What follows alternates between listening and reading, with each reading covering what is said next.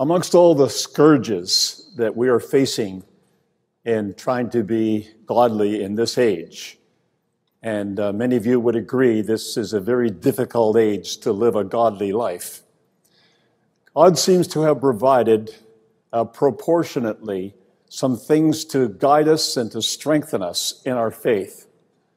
And one of them is Bible prophecy. One of them is to allow us to see things that are happening that we have never seen before. And there may be a few of you here, I hope there would be quite a few of you here actually had been paying attention to the news back maybe 20 years ago. And remember the word perestroika and glasnost? These were the two words that we heard so much when the Soviet Union fell and the Russian Federation arose on the ruins of it. And they were words that seemed to illustrate there was going to be a different way in which the economy would be run, and there has been, and that there would be an openness in Russian society, which maybe not quite as successful in doing that. The other thing that I think is very important to understand is that there's a new word out there. And this new word relates to things that have happened since 2014. It's called maskaranka. And that word is a word of sort of doctrine on and strategy on the battlefield. And it's based on disinformation. It's on trying to deceive the enemy. It's on trying to take advantage of the enemy when they're trying to figure out what you're doing.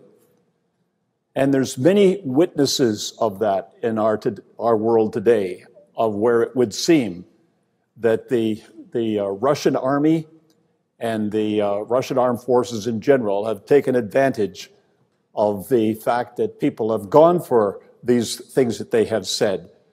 It put disinformation in the news, information that has confused people about what is really going on. And people have bought into it, and it's really allowed them to advance their case in society. One of the things which I have experienced myself is sort of the advancement of Russia in the world in my own lifetime. And I can remember making some charts that we used in a lecture tour back in the 60s, where we were dealing with the Soviet Union. We're dealing with the Warsaw Pact. We're dealing with a division of Europe, which we only really thought would ever fall by military intervention. We did never imagine. And I can't remember ever reading in any Christadelphian publication recently, around the time that it fell, it was about 1991. I can't remember anyone that anticipated that Europe would fall, or Western Europe, or Eastern Europe rather, would fall the way it did, and just sort of surrender to Western Europe, in many cases without a shot of a gun. We had been expecting, we had been thinking, we had been speaking about this Russian advancement based on Ezekiel 38 and others, that it would come by an invasion, and it didn't turn out that way. Well, I'll tell you what it did to me. It told me just to be a little cautious in what you see in the world and the way you think that prophecy is going to lay itself out in view in time. Because things like that sometimes take a twist that we never foresaw. We read the chapter 38 and chapter 39, and basically we have not had to change. That's one of the interesting things about it, because when the Soviet Union fell, a lot of people thought, well, we got it wrong. Russia must not be the nation that we think is going to do this work of Ezekiel 38 and 39. But it didn't take long before the Russian Federation got its act together and Putin came on the scene. I mean, that was 1991 when the Russian Federation started, and the President Putin came on the scene in the year 2000. And he's been steadily working at trying to strengthen Russia. And, you sort of wonder what he may really have in mind when we know what God has in mind.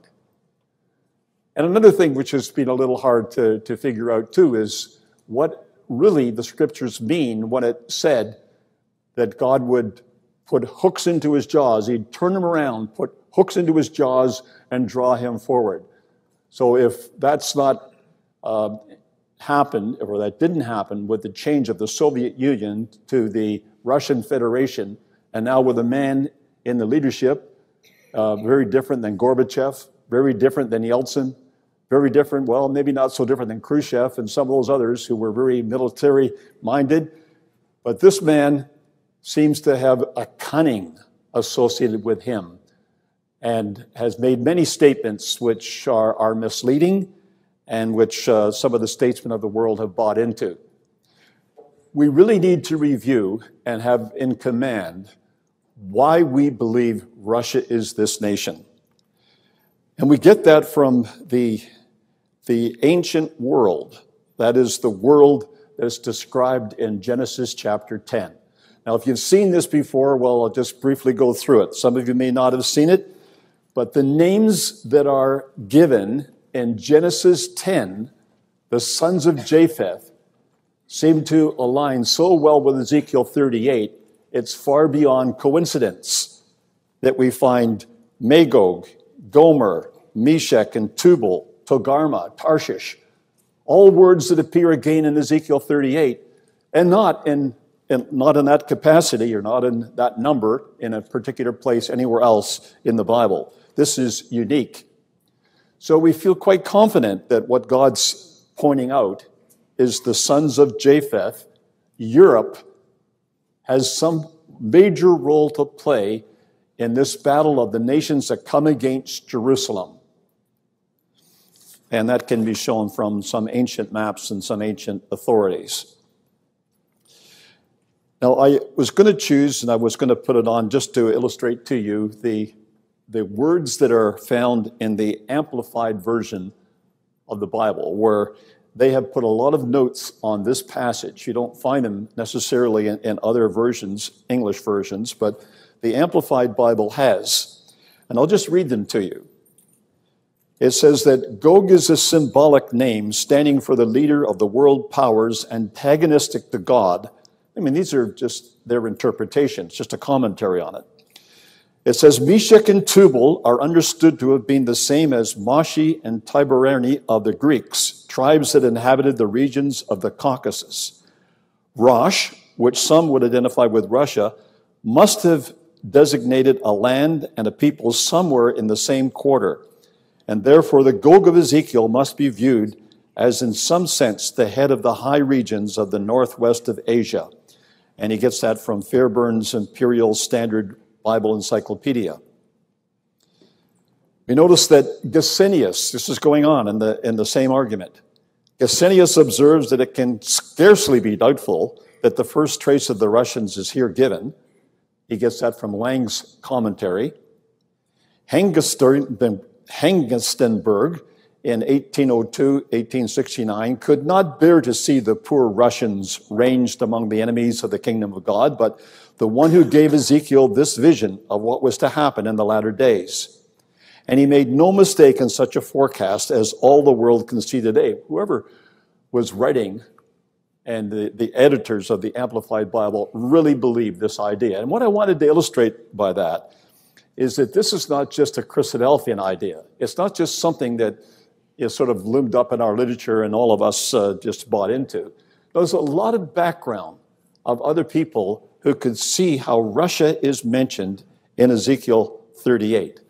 And not the least of which is what Brother John Thomas wrote in Elpis Israel. And what he said in page 381, this is, of course, written back in 1848, when he saw a completely different government in Russia. Now, there was something that I'm going to mention later on in some of the slides that you will see. And it illustrates how that government that made a lot of places and developed a lot of sites in Israel and in Jerusalem is now demanding of the nation of Israel that they return them to Russia. Many of them have been returned to Russia. They have been furnished again to have the former glory. And Russia seems to be quite happy with the fact of how they're being able to influence the Jewish leaders, the government of Israel, to themselves have a place in Jerusalem. Now, if you just look at some of the things, I don't expect there'd be too many people here could ever remember what happened in 1917. If there is, we should have a celebration. But 1917 in the history books tells us that there was a Russian revolution. In other words, the government was overthrown. That was the one that basically that John Thomas talked about. And we saw that godless nation came in. When people my age were sort of going out in their 20s and their 30s to talk about this, we were looking at the Soviet Union. And we were looking at a nation that developed these huge atomic weapons. It was kind of scary to even think about what they were capable of doing. But I don't think there was any event that was quite as eventful as 1957 when they flew that little satellite called Sputnik over this country. And that's when a lot of the Americans really freaked out, because they were always worried about Russia having access to the skies of America. And now they had this little satellite that could fly right over the American continent, and there was nothing that they could do about it. Now, this man, I don't know if you've seen that picture in the news, but he's obviously a soldier, but he doesn't have any markings. You wouldn't know who he was, what nation he was fighting for, but when he and a lot of others came on the border of the Ukraine, they didn't know what they were facing. By the time they knew what they were facing, there were so many of them, there wasn't much way in which they could do much about it. That's where this maskaranka comes from. And this is what it means. And I couldn't remember all that, so I thought I would wait for the slide to come on. Russian history is filled with similar battles in which the country's troops have faked attacks or staged ambushes to defeat much larger opponents. They used fake tanks to mislead the Germans in a battle during the Second World War. They weren't tanks at all. They were just pieces of wood or pieces of cardboard that looks like tanks. That was the sort of the strategy behind it. So Maskaranka has since morphed into a geopolitical strategy for the Russians. But the three elements involved remain the same. Distract your opponent, disguise what you're doing, and spread disinformation to sow confusion and delay a response. Now, I'm quoting from Global News. This is just the way the news is. I've had to hold off ever having a final copy of this until today, because the news is just constantly coming in, and that's the age we live in. Like, things are moving so fast in this direction now that we could expect what we've been looking for anytime. It goes on to say, one need look no further than Russia's recent alleged actions in Crimea, Syria, the UK, and the US presidential election to see how effectively the Kremlin can influence other world powers while denying involvement all along. That's a very interesting strategy, and a strategy which is hard to deal with as we see our world scrambling around it. I wanted to draw your attention to this map. Now, that was a map that was created for a campaign in the 60s. And it illustrates what we were talking about. This was created in Adelaide, Australia, and it was made for a tour. Like, the young people got together and on the floor of a house with someone who knew how to sort of sketch it in, and it was all laid out on the floor, and they had once it was sketched out, the painters came in. It was all done by a group of young people who really thoroughly enjoyed it. I mean, those kinds of things are just wonderful for building an ecclesia together and building, the spirit that was behind some of the campaigns we held. So you can see in a few cases we'd have to change the name. It was no longer the Soviet Union. We'd now call it the Russian Federation or just Russia. But there's not much else we'd change. In 50 years of what's been going on and all the things that have happened in Russia, we really wouldn't have to change very much. I think that's a tribute to what our brother Thomas was able to write in Elpis Israel for many of us to read and many of us to see and investigate so that we ourselves were believers. In the 21st century, we've written that up a little differently, but basically it's the same ideas, except that we're able to see the nations involved a little clearer. We're able to see not this east-west divide, but now sort of a north-south divide, which is different than it was in the 60s. And we're able to talk about things through the history that's came since those years when we first had to deal with it. So I just want to skip over this. We mentioned the ancient world. We mentioned that you could see these ancient maps that talked about those nations that developed out of the sons of Japheth. And then we come to see the prophecy about Russia. We need to know, if you've never seen this, it's very visible. If you're keeping your King James Bible and you don't refer to any other Bible, you will not likely know, unless you've marked your margin, that the word prince, the word chief in the King James in verse 2 is translated as Rosh, as the name of a proper people in the RV, and picked up by most modern translations. That, yes, we can with some accuracy now see that Russia is mentioned in that verse 2. I did go through those with you, so we'll go on to Gorbachev and Boris Yeltsin and what happened in 1991. Gorbachev being a very unique person as a leader of Russia, who spoke in ways that we had never heard of any Russian leader ever speaking, sort of the words of peace and the words of compromise. Mr. Yeltsin came on the scene, and he wasn't really too much of a leader. There wasn't much happened under him, but it did happen when Putin arrived. So the rise of latter-day Russia, and where I'd got to was in that little chart there, that in 1917, we saw the Russian Revolution, which brought the Soviet Union into place. 1957 was the year that Sputnik came across the skies in America. In 1991, the Soviet Union fell and the Russian Federation arose. The year 2000 was the year that Putin first established as the president of the US, or not the USSR, but the Russian Federation. 2014, he invades Crimea. 2015, he has a military base, naval base in Syria. 2017, he has air bases in Syria. Now you can just see by the pattern. This is very different than we ever witnessed in the 60s or the 70s. We never saw this movement right towards the land. The Russians with military bases and active participation. And now right on the border of Israel. All you have to do is just look at your news or read your news. Now these are the kinds of things, this little point I want to raise here, that I think that God reserves for you and I. The world wouldn't see it. It wouldn't note this.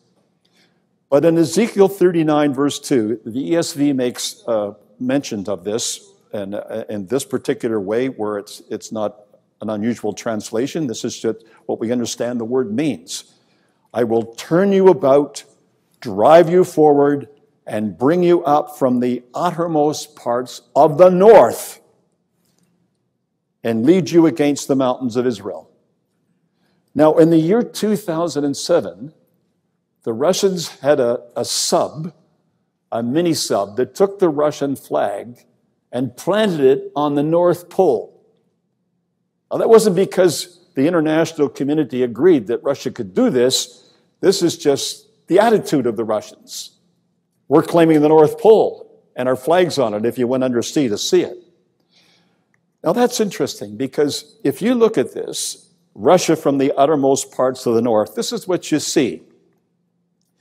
If you take the city St. Petersburg, Russia, the longitude is 30 degrees east. The latitude, 60 degrees north.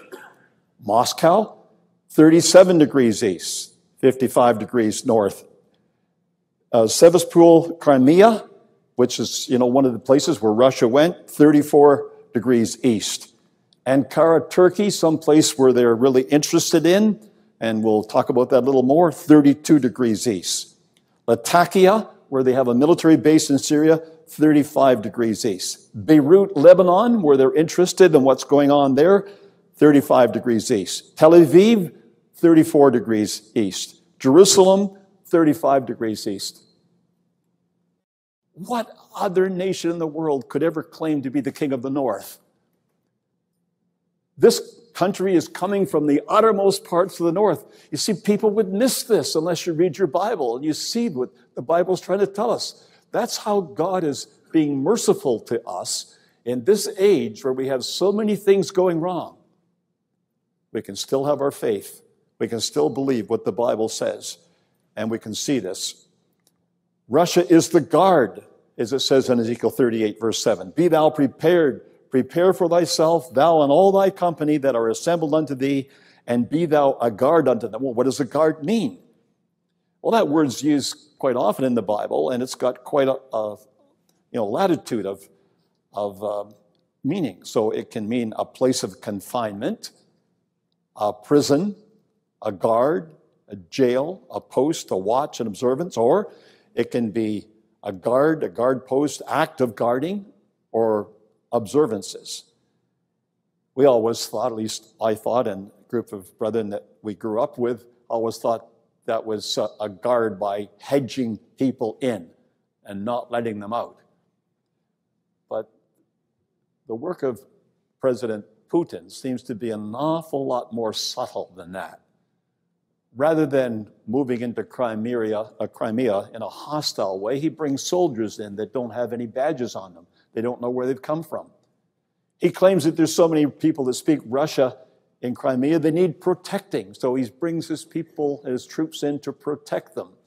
And when he's there, he quickly moves to make sure that no one can stop it because he brings in the military behind to support his movement. That's what we expected to see, the subtlety of the movement of this nation from the north. Now, what we can't miss, brothers and sisters, is this is a work of God. All the way he works with people, like we've been reading, or we did read in Isaiah, with the work of Sennacherib, who thought he was doing this all, and God had to point out to him, if he ever read what was given to him or heard what was given to him as a reply from God, all these nations fell because their gods weren't gods. They were just work of men and wood and stone. But you've chosen to tackle the great God, the God that is. So you can't miss the I in this. Ezekiel 38, verse 4, I will turn thee back. Put hooks into thy jaws. I will bring thee forth and thine army. So however this man thinks or acts, or we think that it's just subtlety that's making all this happen, God's behind it. God says, I'll turn thee back. Now, I'm not sure I don't know if any of us could be sure just what that really means. There's a number of things which appear to be the turning back, the putting hooks into their jaws and bringing them forth, but we may see something yet that would be more convincing. Persia, Ethiopia, Libya with them. Well, we know Persia is roughly represented by Iran. And whatever we hear in the news, and we've heard some recent things in the news this month that Russia wants to put some distance between itself and Iran to sort of make the Israelis feel a little more comfortable. Yet later news will illustrate, although they said they would do it, and they've had Netanyahu in Moscow talking to Putin, it still appears that the Iranians are there and they're right on the borders of Israel. You never know what to believe with the news that you're hearing from those sources. I would just say that in my experience, I've never found a better source for this than Brother Don Pierce's milestones and snippets. If you wanted something to save you a lot of reading, even though it is a lot of reading, because he gives you a news update covering the whole month by days. So you might get one or two new episodes and updates this week and get a couple next week. You might be away somewhere, and then all of a sudden you get 3. But you keep right up with the news with Brother Don Pierce. I'd rather be having a brother sort of sort out the news that I read than just going through the news. I mean, that takes a lot of time, and you really want to be efficient in that. But this man, whoever he may turn out to be, Gog of the land of Magog, we would expect to be closely associated with Russia and Germany. Now, we can't be certain because, we don't know exactly where Magog went or need to be certain where it went. Magog was up in that area, along with Gomer and other of the sons of Japheth, and so we just leave it to the fact that it's in that general area. But it's an interesting thing to watch what's happening in the news right now as America, with all these tariffs that it's putting on the nations of the world, seems to be just offending one nation after another. Like Canada is very offended. And Canada doesn't usually get offended very easily, but they're very offended.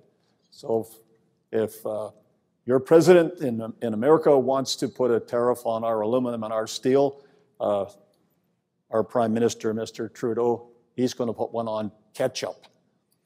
And I don't know where this goes. It could even be humorous.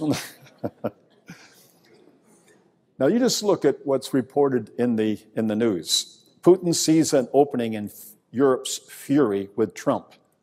You see, and this is an illustration of how Russia is presently working. And they seem to be doing this because these are events that are being reported on. Mr. Putin was now gaining considerable traction by casting himself as a reliable friend and trading partner to Europe, even as the Trump administration was treating its closest allies there as strategic and economic competitors. It is not our aim to divide anything or anybody in Europe, Mr. Putin said in a television interview before he went to Vienna. On the contrary, we want to see a united and prosperous European Union because the European Union is our biggest trade and economic partner. The more problems there are within the European Union, the greater the risks and uncertainties for us. Now, isn't that warm and comforting for the Europeans to know that really Russia is looking out for their interests? And if, the United States wants to be against them, well, Russia will be with them. Interesting. This is New York Times, June 5th. But Europe needs Russia. And this is the act of God. Where did God put the oil? He put so much of this oil in Russia that Russia is the place where you buy oil, where you buy gas. And some of these nations in Europe, so cramped together, but sovereign nations, need their energy to come from somewhere, and Russia's got these pipelines right at their door and developing new pipelines to make that association stronger and stronger.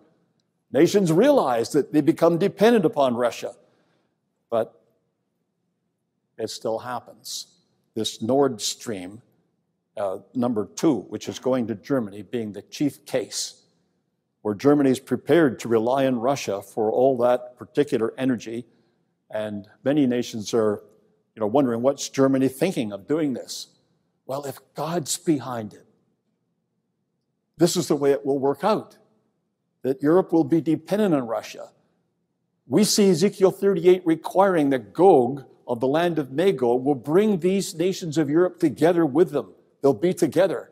We don't know exactly how it will work out. We always thought it would be through oil or something that some energy that they would bring these nations together, but these facts seem to be undisputable. So the instances of Russian energy coercion are kind of interesting to read. Our nation's paying attention.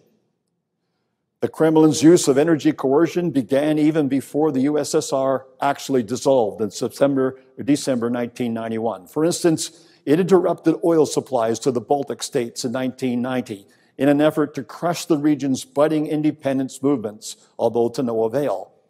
Russian energy companies, presumably with the Kremlin's blessings, have gone on to make multiple attempts over the past 25 years to use energy supplies to gain leverage over Russia's neighbors and advance Moscow's strategic priorities.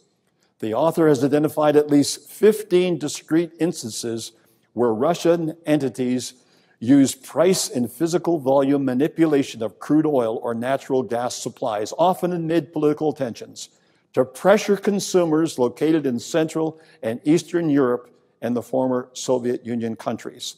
You'd really imagine when that's out there, and history would attest to whether it's true or false, that nations would continue to work with Russian energy. But they do. And I just wanted to give you that source. Now, here's some interesting things. These escaped our attention back in the 60s. I never would have thought this. In fact, it didn't happen in the 60s. It was in the 1980s that we saw this happen. I'll read this. It says, the last Soviet census of 1989 indicated about 1,500,000 Jews living in the country, of which about 877,000 moved to Israel by October 2000. That's a huge population of people moving from Russia to Israel.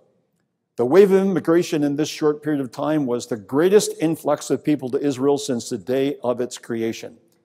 Immigrants from the former Soviet Union composed 50 to 7% of the newcomers during that time period.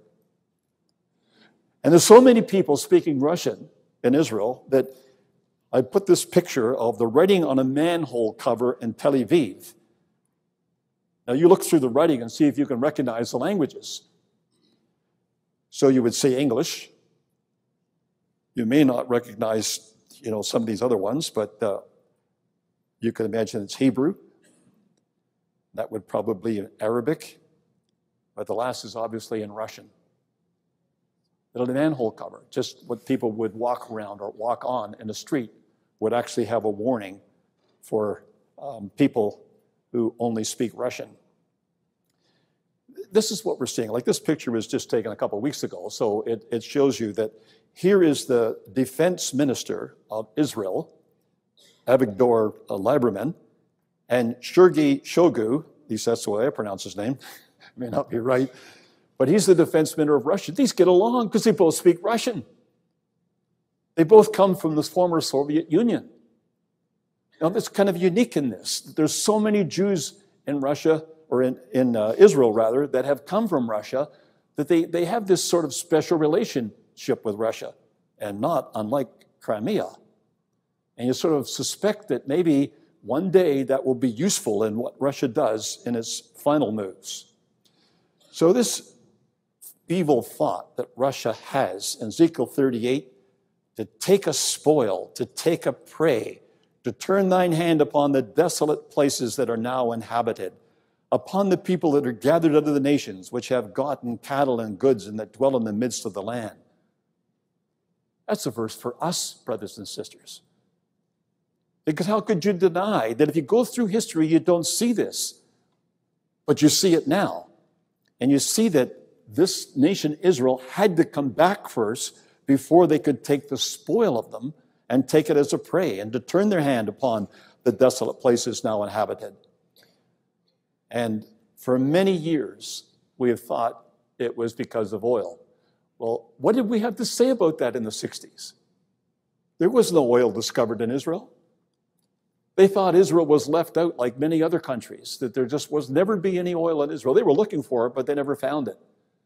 We thought it must have meant that Russia would come into the Middle East, not necessarily Israel, but come into Saudi Arabia, where there's a lot of oil. Come into the Gulf, the Persian Gulf area, where there's a lot of oil. We thought Israel was just sort of a sideshow until they started finding it. 2009, that was the Tamar field. 2010, Leviathan. 2016, they found oil on the Golan Heights. They found the oil around Jerusalem. In 2017, they were drilling for oil in the plain of Jezreel. There's so much oil in Israel and what they have found that they say it could satisfy America's use for about 35 years. I mean, it's way out of proportion to anything like the size of the state. Why do you think they're discovering it now? Because all these pipelines going to Europe are tying Europe to Russia. And it's interesting that they want to market this. Even Egypt's found oil, and Cyprus has found oil. And they're finding so much oil in the Eastern Mediterranean that they're thinking of, we got to get it to a market. Where's the market? Europe. Go up from the south into Europe with their pipelines. I think Russia would have a little bit to say about that. But it may be very subtle, the way it works out. Look at the players. You can see those various fields, the Leviathan field being a very big discovery in Israel has made claim to, and Tamar. But you have Lebanon, you have Syria, you have Cyprus, you have Turkey, you have Egypt, all in that area, all looking for oil now, because if you can make discoveries like that close to Israel, what could you make close to us? And that's sort of the spirit of the day. That's something to watch. But it's not the only thing. Israel stands out of proportion to the world and what they've been able to do in science and in the research centers they have, in the research and development they do. Just look at the company symbols on that screen that illustrate some of the biggest companies in America have got some kind of a factory or some kind of a research facility in Israel. Why would you go to Israel? Well, because a lot of the startups, a lot of the thinking, a lot of the ideas, the innovations come from Israeli minds, come through Israeli research, and they want to be there because of that. I often thought of this one because this has been in the news for some years, but it was only just recently. It was May 31st, that we saw this in snippets, that the chief executive officer for Intel has now informed Israel that they are going to invest $5 billion in development of chips, a chip processing facility. Do you know where that is? That's in Gat, Kiryat Gat. That's Gath. That's where the Philistines used to be. That is so close to the Gaza Strip that the Gaza people in their armaments can actually shoot rockets over the top of that facility, because they were trying to do that and were achieving some of it when they were shooting up to Tel Aviv.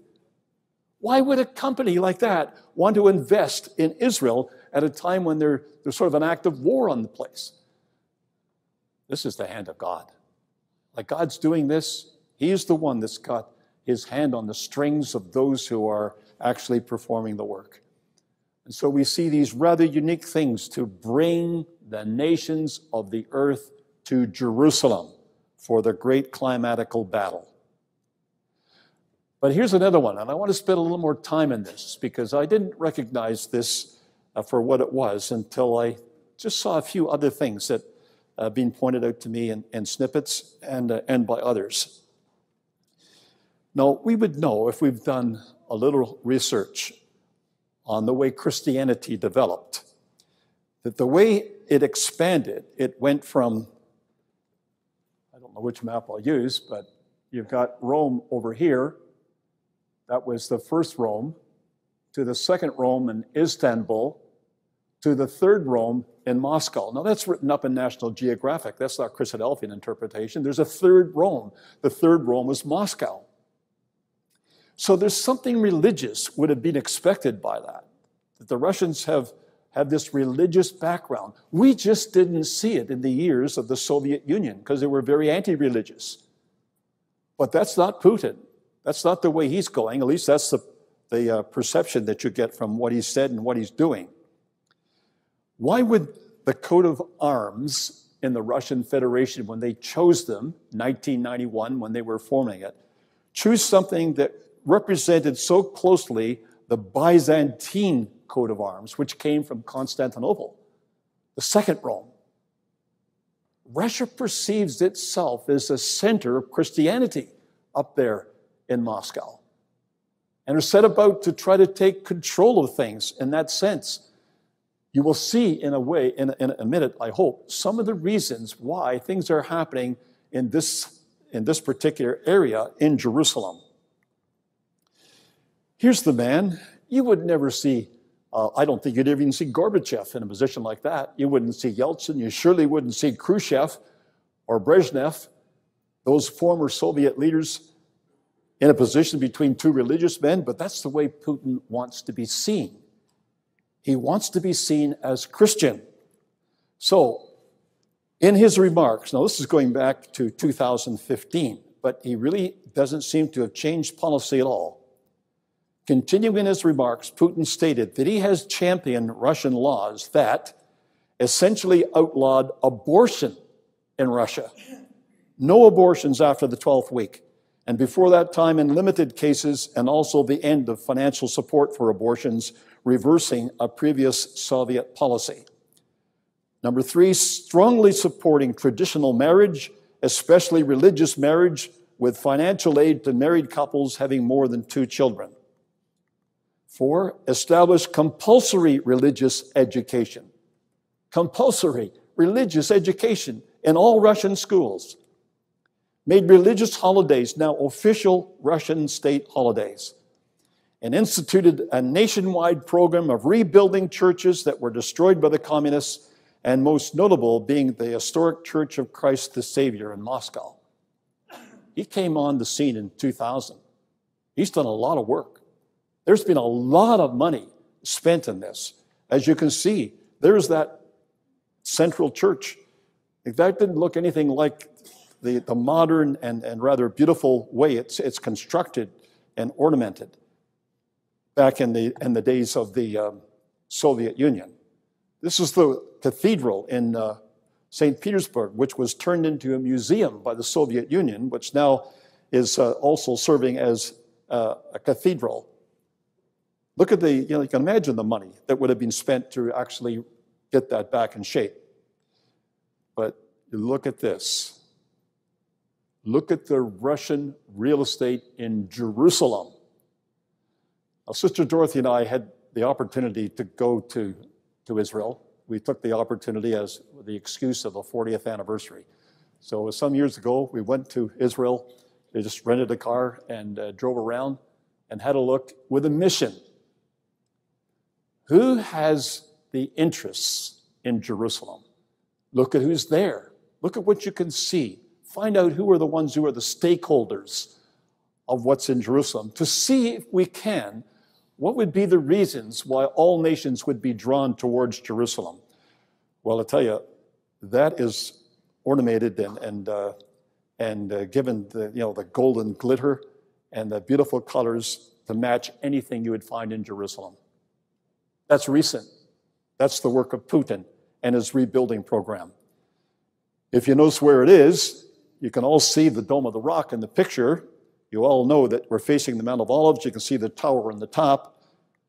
But that's where the Church of Mary Magdalene is found, just on the bottom of the hill of the Mount of Olives, right in that critical area of Jerusalem. That's where Russia wants to be known. That's where they want their citizens to go and visit and see the claim that Russia has to that area of the world. Now, that Church of Mary Magdalene was built by the Tsar Alexander III in 1888. So, John Thomas was going through the time when Russia was doing this kind of work in Israel. And much of the things that he wrote about Russia were reflecting what he thought would turn out to be the invasion of Israel. And then the Soviet Union just put a number of years of that on hold. And then finally, they're coming back into it. That's why I often think maybe that is what the hooks into the jaws were when they changed the government and now have taken the lead again and getting back into the land and having an influence there. But it's not just there. That building is Russian, right at the top of the Mount of Olives. It says the 64-meter tower that dominates the Mount of Olives skyline belongs to the Russian Orthodox Church of the Ascension. It was built to this height in the 1870s, so the pilgrims unable to walk to the Jordan River could climb its 214 steps and at least see the river. Interesting, isn't it, that Russia at that time took such an interest in Israel to build these things, and that now this present leader of the Russian Federation, rather, I keep on wanting to say the Soviet Union, I've said it so many times. No, it's a Russian Federation, He wants to get back there and claim it. And he's laying all kinds of claims on Israel now for this. This is one that is very recent. And the news that you'll see in this relates to what happened this month. Now, this Grand Duke, Sergei Alexandrovich of Russia, going back to 1857 to 1905, built this courtyard called Sergei's Courtyard in Jerusalem. And it was very beautifully decked out, all the ways, everything that you could have for the visit of a prominent prince from a foreign land. Well, I read this in the snippets, and this is where the value of the snippets, I would never have found this article otherwise, but it was just from the Times of Israel. That's May 29th. In a rare move, the Russian embassy is to host its National Day party in Jerusalem. Now, you must not forget, if you have been informed of this, that prior to America claiming to recognize the capital of Jerusalem, a capital of Israel to be Jerusalem, the Russians had said that. But they sort of didn't go as far as the Americans said. They said it was Western Jerusalem. They wouldn't recognize that all of Jerusalem was Israel's capital. And they advocated that that city, the eastern part of Jerusalem, the old city, be a capital for the Palestinian state. But to keep up with President Trump, in a rare move, the Russian embassy is going to host its National Day party in Jerusalem. So formerly, they have held it in some other city. It's not as if they've never done it in Israel before, but now it's being done in Jerusalem to keep up with the Americans. They're just a step behind. So I'll just go on and read what this article said. It said, in nod to Moscow's April 2017 recognition of western part of the city as Israel's capital, June 14th receptions to be held at the historic Sergei's Courtyard. Sergei's compound, which was returned to Russia by Israel in 2008, holds a unique place in the history of the Russian presence in the Holy Land, the Russian embassy spokesman said. The decision to host the National Day reception there is not occasional. The compound symbolizes our culture, traditions, and represents a genuine allotment in Israel and the Middle East in general. It sounds like Russia's moving in. That's Jerusalem. When you see the stakeholders in Jerusalem, and you see Russia has these buildings in Jerusalem, claiming them to be theirs, letting the world know by celebrating their National Day in that particular dwelling, you can see that Russia's moved from just the boundaries of Israel to the boundaries of Jerusalem. And that's what Joel told us to watch for. The nations would be gathered together against Jerusalem. Does Israel like this? Well, they held it June 14th, just a couple of weeks ago.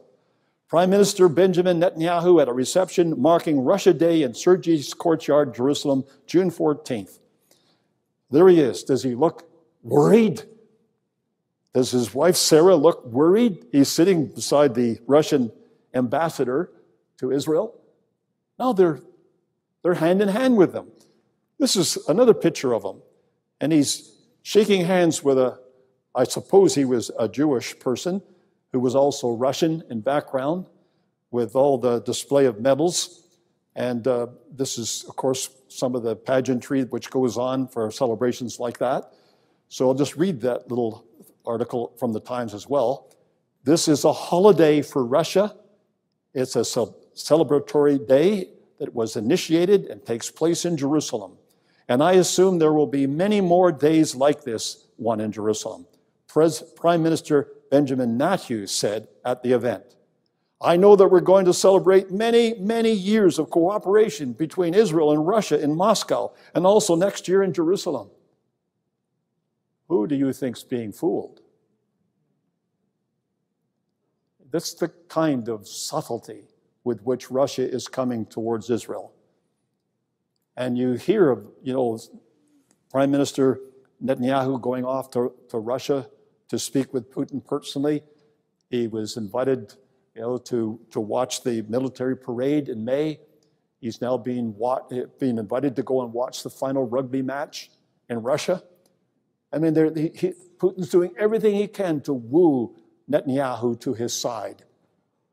Yet he still maintains the view that he has in going into Syria, as you'll see in other news. So the land promised to Abraham forever is a very interesting land. He promised him the land from the Mediterranean to the Euphrates. So Euphrates is river going down here. So it's all that land. He promised him from the south to the river of Egypt, up into the north, and we could expect it would be up into the area above Lebanon. In fact, I think in the next slide here, I just show you the nations. You've got Turkey, Syria, Lebanon, Iraq, Jordan, Saudi Arabia, and Egypt, all involved in this land, which was promised to Abraham forever. For many years of my life, and I suppose many years of a number of you, we never thought of Russia actually being in that part of the country without a war. But we're seeing them not only on the borders of the land, but we're seeing them right in the city of Jerusalem. A military base established in the land of promise, Latakia, up there where there's the naval base, and the air bases closely around it. Russian presence in the Mediterranean is there. The ships seem to be ready. The ways to getting in, the ports are there. It seems that Daniel's prophecy is just waiting for the actual run of the event. Now, one thing, just two slides of importance I want to leave with you. The Russian-led forces will be destroyed by God in Israel. It's not that Russia would be destroyed in Israel. If we destroyed every warrior, every ship, every airplane, every bit of the munitions they have was destroyed, it still would be a nation of great power up in Russia. So the Russian-led forces will be destroyed by God in Israel. I'll call for a sword against him throughout all my mountains, saith the Lord Yahweh. Every man's sword shall be against his brother. What weapon do the Russians have against that? What weapons do the Russians have against God withdrawing the breath of 185,000 men in one night? No bullet holes, no blood, nothing to show for it. They're just all dead in the morning. Absolutely no match for God. It doesn't matter what kind of weapons they have or how they display them or how they threaten the world with them. I'll call a sword against him throughout all my mountains, saith the Lord Yahweh, every man's sword against his brother. I'll plead against him with pestilence and with blood. I'll rain upon him and upon his bands and upon the many people that are with him, an overflowing rain, great hailstones, fire and brimstone. Thus will I magnify myself and sanctify myself, and I will be known in the eyes of many nations, and they shall know that I am Yahweh. We take comfort in that. God is in control. We've said that many, many times in many public lectures. He says further in Ezekiel 39, verses 1 to 3, Therefore, thou son of man, prophesy against Gog, and say, Thus saith the Lord Yahweh, Behold, I am against thee, O Gog, the chief prince, or the prince of Rosh, Meshech, and Tubal. I will turn thee back and leave but the sixth part of thee. Well, you read that in a newer version, and there's nothing there about leaving any part of it. It's just not in the original. And will cause thee to come up from the north parts, and will bring thee upon the mountains of Israel. And I will smite thy bow out of thy left hand, and cause thine arrows to fall out of the right hand. So what God says he will do is he will disarm them. Even with all the threatenings they have of advanced missiles, anti-missiles or whatever, God will disarm them. And as we read in Ezekiel 39, they will burn those weapons because it will be an age when they will learn war no more. So just in a summary slide, Russia is identified in Bible prophecy. That's a very, very strong belief Christadelphians have. It's a lever for getting people to get interested in the Bible.